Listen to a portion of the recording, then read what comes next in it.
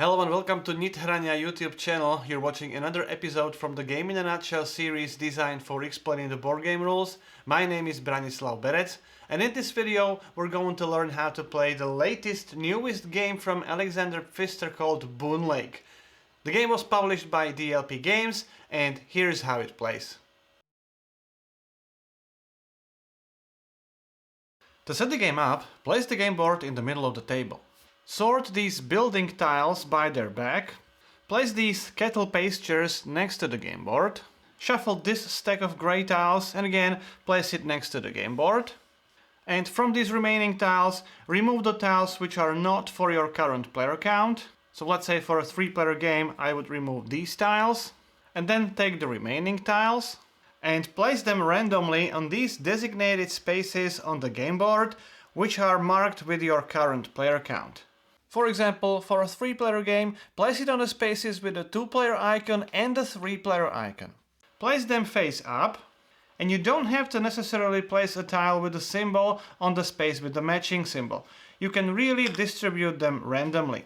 There are 4 regions on the map. This is the one called Southern, this one is called New Hope, and so on and so forth. And at the start of the game, place one region marker next to each of these 4 regions on the map. So here we have a region called the Boonlake, and here the unknown region. Prepare the general supply of coins, levers and vases. Then shuffle the project cards, and each player will draw 6 cards into their hand, and you keep your cards hidden from other players. Then take this action board and randomly place these 7 action strips onto that board. Then each player takes a player board and places it with this side up. The other side is used in a solo game. Then take all the components of one color and place 2 boats next to this wood production site on your player board. 2 of your inhabitants in these spaces and 3 of them over here. This area is called the ranch. 6 houses to these spaces. These are for settlements and 5 kettles. In addition, take these 4 scoring markers and plus 100 and 200 marker. 4 tokens for production sites, 1 of each type. Don't place them on your player board yet. And place the remaining 5 inhabitants of your color into your supply, but make sure you don't mix the inhabitants in your supply with the inhabitants on your range.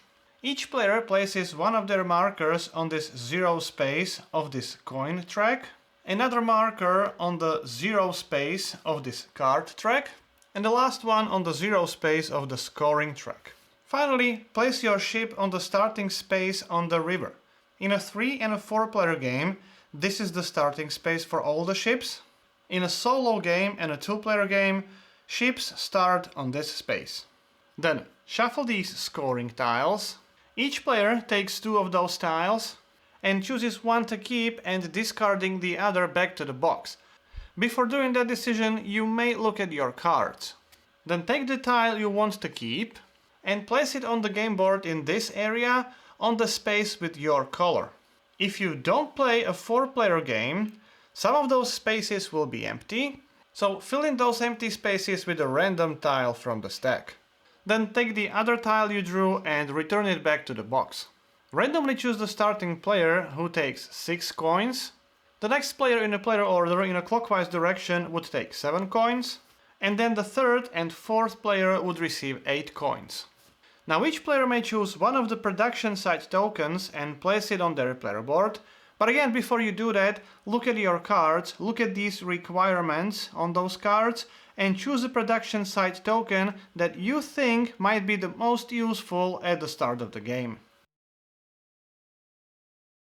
The game is played in turns, starting with the first player and then continuing clockwise, until the game ends. On your turn, execute the following 3 steps in this order. In the first phase, choose one of the action strips from the action board and perform the action or actions on the action strip.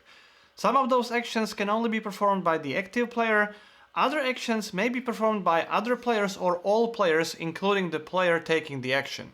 In the second phase of your turn, you will move your ship along the river and take the reward from the space where you end your movement. Then in the third phase, place the selected action strip at the bottom of the action board and slide all other action tiles up. Then it's the next player's turn. When any player, as the first player, passes this first lock or gate, the first interim scoring takes place. After that, the game continues and all ships will follow this path on the river. Then, when any player passes this second lock, second gate, the second interim scoring takes place, and the game pauses for a while because it's the end of the first cycle, first round. All the ships are immediately moved to the starting space for the second round. Then again the game continues, players move their ships down the river, and when any player first passes this gate, this lock, the third interim scoring takes place, and all the ships will continue this way down the river. Then when any player passes this second gate, finish the current round. So if this is the first player and yellow player passed the gate, then you would end the round with the red player. You would trigger the fourth interim scoring, and with that the game ends and you would proceed to the final scoring. In Boonlake you score victory points for almost everything and almost everywhere. First of all, you score victory points for developing your player board. For every component you place on the game board, you would score victory points or coins. You score victory points for the levers on your player board. The more you have, the more victory points you score. You also score victory points for completing the projects on this white section of the scoring tiles. Then during the interim scoring for these black sections of the scoring tiles, you score victory points for the position of your markers on the coin and card tracks. You may also score a lot of victory points from the cards you play.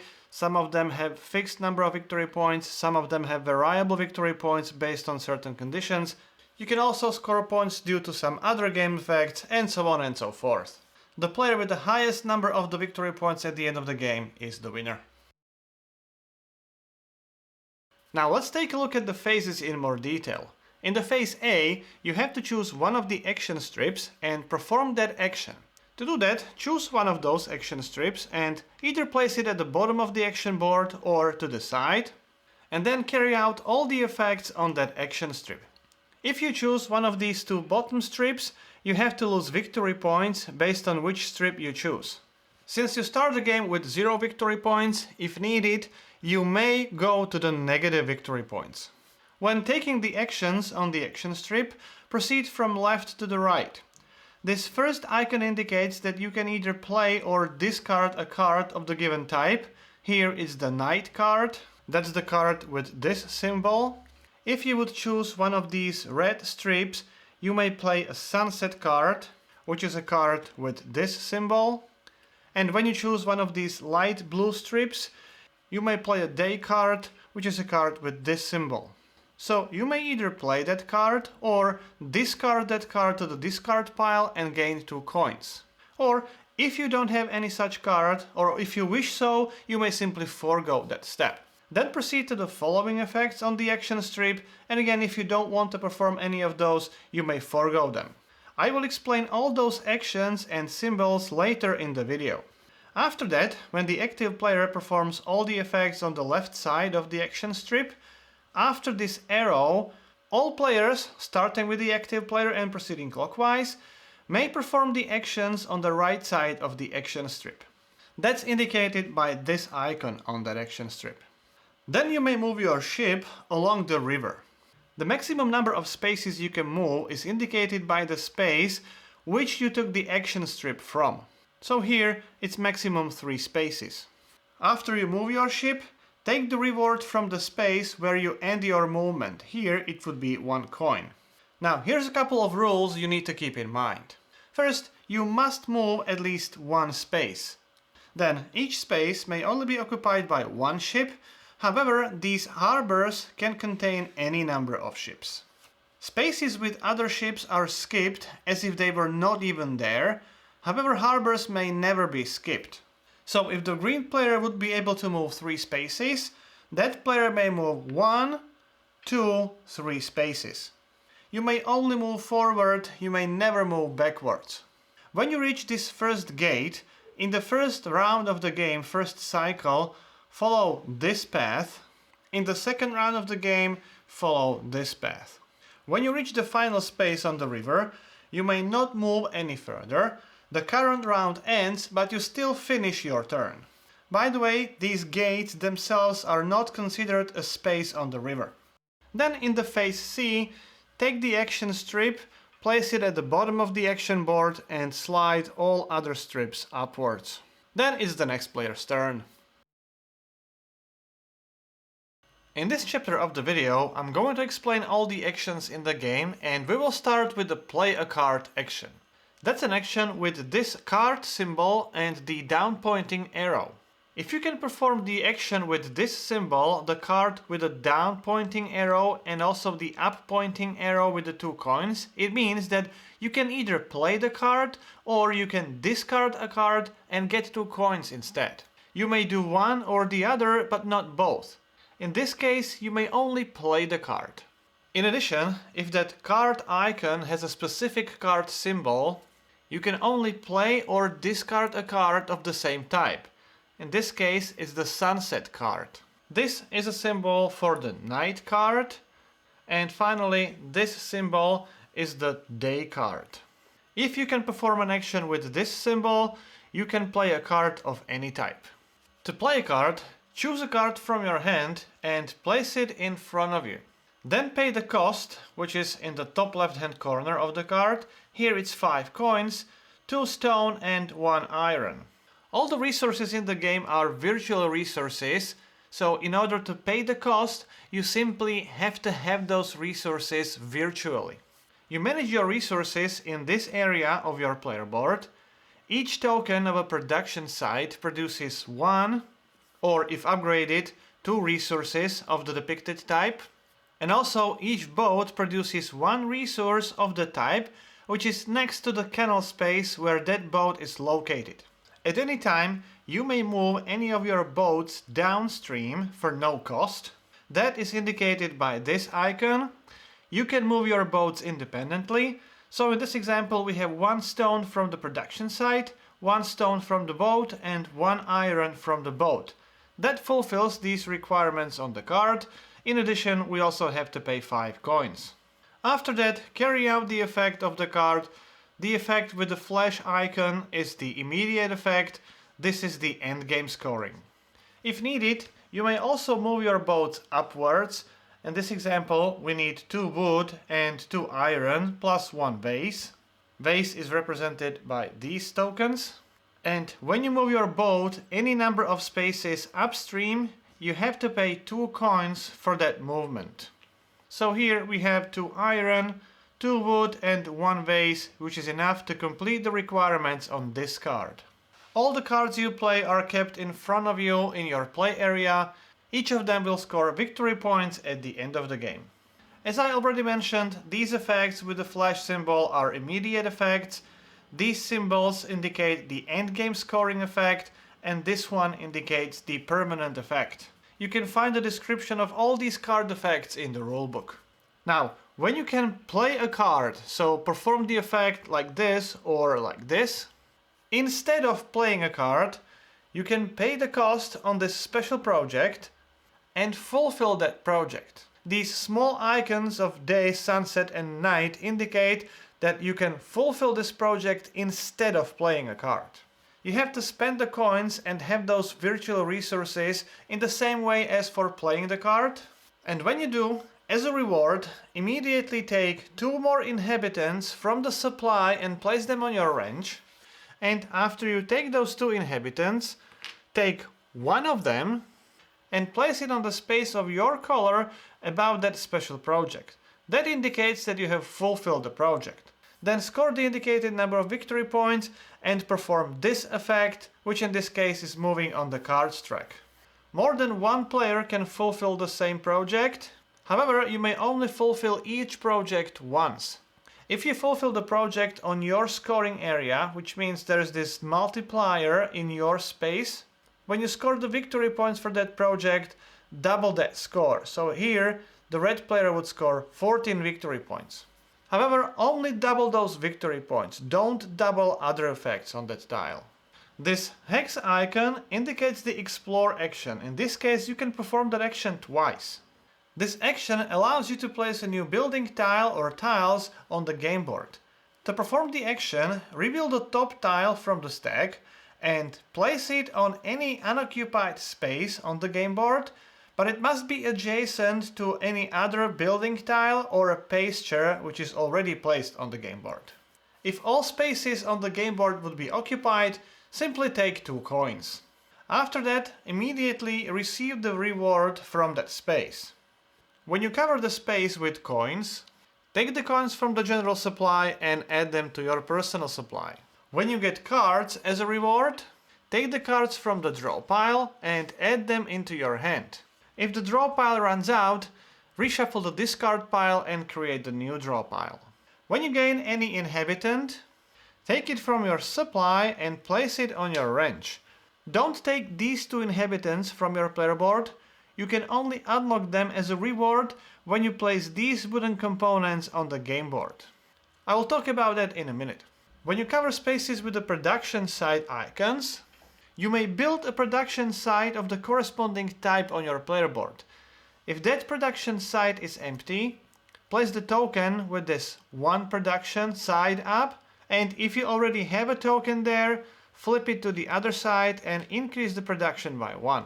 If you have the token this side up and you gain another build action for this type of production, it is wasted. When considering the adjacency, these spaces are also considered adjacent, although they are separated by this small river, and these kind of spaces are also considered to be adjacent. The same applies for these 2 spaces and so on and so forth. This symbol combines 2 actions, develop and upgrade. Develop is represented by this meeple with a down pointing gray arrow. Upgrade action is this meeple with the green upwarding arrow. I will talk about this develop action first. With the develop action, you may take 1 inhabitant from your ranch, not from your supply, but from your ranch, and place it on any unoccupied building site. Each building tile contains either 1 or 2 building sites. Note that this is only 1 building site. This one is the effect for choosing that building site. The same applies here. Here we have 2 building sites. This one simply doesn't have any requirements or any rewards. Each building site may only contain 1 inhabitant, or 1 house, or 1 settlement.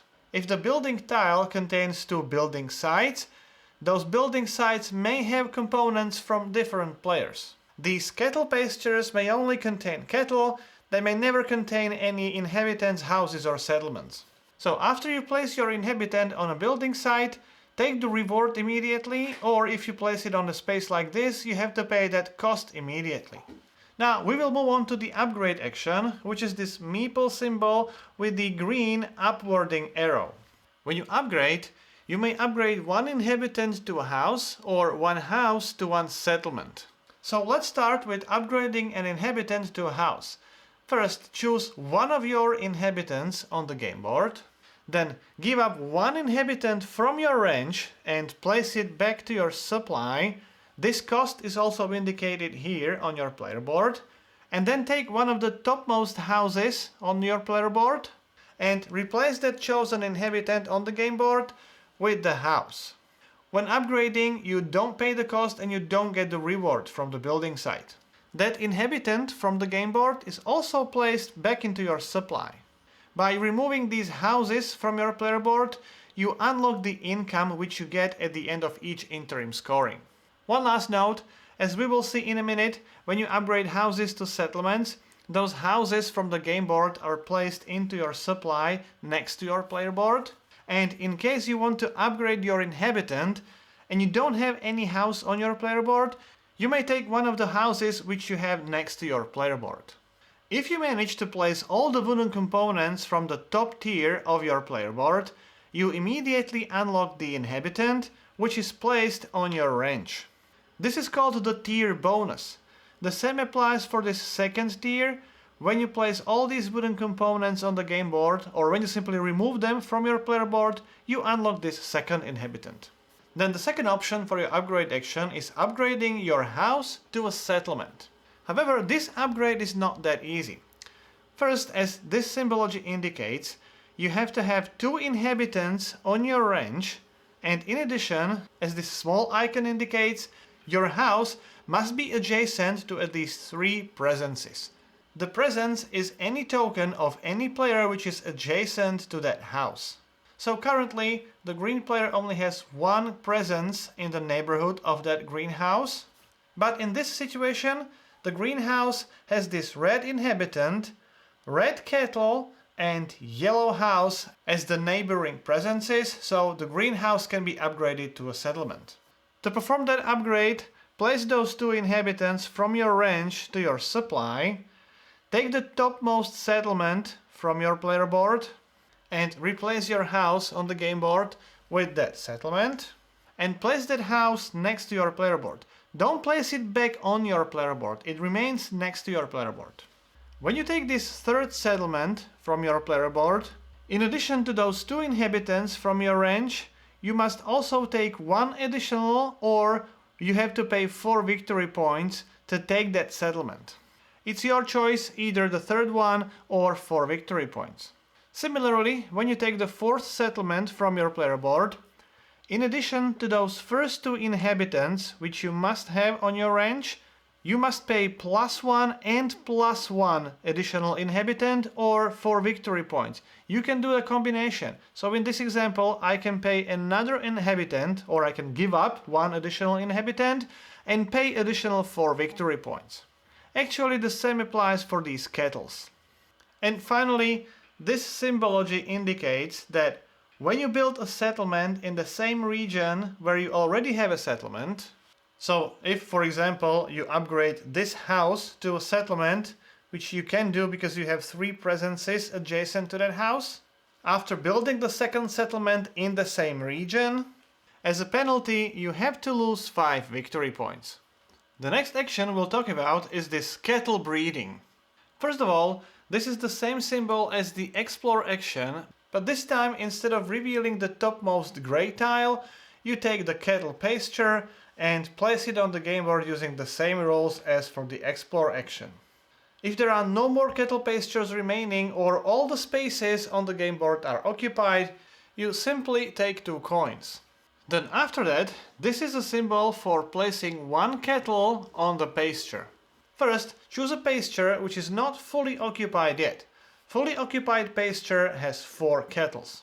Then you have to give up inhabitants from your range. The number of those inhabitants depends on the number of kettles on that pasture. If the kettle you place on a pasture is the first on that pasture, you only have to give up 1 inhabitant. If it is the 2nd kettle on that pasture, you have to give up 2 inhabitants. If it is the 3rd kettle on the pasture, you have to give up 3 inhabitants, and if it will be 4th, you have to give up 4 inhabitants. So in our example, it's the 3rd kettle, which means you have to give up 3 inhabitants from your range and place them in your supply. Again, similar to settlements, if you take the 4th kettle, you have to pay 1 additional inhabitant or 4 victory points, and if you take the final 5th kettle, you have to pay 2 more additional inhabitants, or you can pay victory points instead. As the last step of this action, as this symbology indicates, after you place the kettle on the pasture, take 2 coins for each house of any player which is adjacent to that pasture. This special action is the region scoring action. First, the active player chooses 1 region on the game board and places the region marker on the reward of that region. So, for example, if you choose the New Hope region and place the marker on that region, you gain 3 cards. If instead you choose the Southern region, you gain 3 victory points, and so on and so forth. After that, all players, including that active player, gains 1 coin for each presence in all other remaining 3 regions. So if the active player would choose the Southern region and score 3 victory points, then all players would gain 1 coin for each of their wooden component in the Boonlake region, in the New Hope region, and also in the Unknown region. In this example, the green player would gain 1, 2, 3, 4, 5 coins. If in this situation the active player would choose the Boonlake region, that player would gain 4 coins, but the Boonlake region wouldn't generate any coins for all players. And since there are no other components in the Southern region or the New Hope region, and only this red kettle in the Unknown region, the red player would only gain 1 additional coin. This is the symbol for the higher action. You simply take 1 inhabitant and you take it from your supply and place it on your ranch. And finally, this is the progress action. With this one, you can perform the so-called modernize action. With this action, you can choose any empty space in this modernization area of your player board, pay the indicated cost on that space, and take 1 lever from the general supply and place it on that space. Place it in this way so that the effect of that space is still visible. You can trigger those effects at any time during the game, even during an action, to gain the benefits of that effect. And when you do, pull the lever down to indicate that it has been used. After you use that effect, it is deactivated, and all those levers will be reactivated again during each interim scoring. The second part of this action strip allows all players, including the active player, to perform 1 modernize action, giving up 1 inhabitant from their ranch, or instead they may take 1 card. The last thing we will talk about are these 2 symbols. They indicate a progress on the income tracks. Every time you gain this symbol, you may move your marker 1 space down on the corresponding income track. This one is the coin track. But you don't get these rewards immediately, you only get them during the interim scoring. And when you move across this reward space, you gain that reward immediately. When your marker is on the last space of the track and you gain additional advancement, you don't advance your marker, but instead you gain 2 victory points immediately. The same rules apply for this card track. When any player, as the first player in the game, crosses this gate and takes the corresponding reward from the space where that player ends the move, pause the game and perform the interim scoring. You only do that when the first player crosses that gate. When other players cross the same gate later in the game, nothing happens. All the steps for the interim scoring is displayed at the top of the game board, and I will go through that in just a second.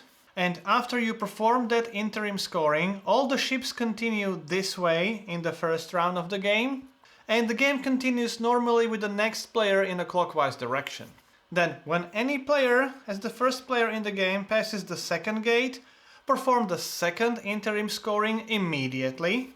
And then, as this small icon indicates, in a 4-player game, move all the ships to this space on the river, and then continue the game with the next player in a clockwise direction. In a 3-player game, move all the ships to this space. And in a solo game and a 2-player game, move all the ships back to this space on the river.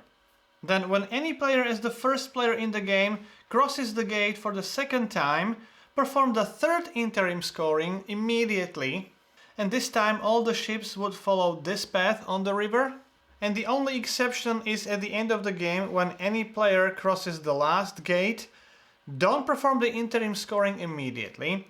Finish the current round so that all players have the same number of turns, and then perform the 4th interim scoring and then the final scoring. To perform the interim scoring, follow these 5 steps. In the first step, starting with the active player and then continuing clockwise, each player gains 2 additional actions. Those actions can be either playing a card or upgrading. If you want, you can only take 1 action or even none, but preferably you want to take 2 actions. And it can be any combination. You can play 2 cards, perform 2 upgrades, or play a card and perform an upgrade. However, you may not discard a card for 2 coins. That's not an option here. The same applies to the upgrade. You may only upgrade an inhabitant to a house or a house to a settlement. You may not just place a new inhabitant on the game board. Then, in the next step, take one of your scoring tiles for the current round and score 1 to 4 victory points. In the first interim scoring, you have to place the token which scores 1 victory point. In the second interim scoring, you have to use the token with 2 victory points, and so on and so forth. You must score one of these 4 scoring tiles You may not skip this scoring, and you may only score each tile once per game. So choose one of those scoring tiles and place your scoring marker on the space of your color under the scoring tile, and based on the condition in this black part of the scoring tile, you either gain or lose that number of victory points. All these conditions are described in detail in the rulebook, but in this example, if you choose this scoring tile in the first interim scoring, you must have at least one kettle anywhere on the game board. If you do, you would score 1 victory point.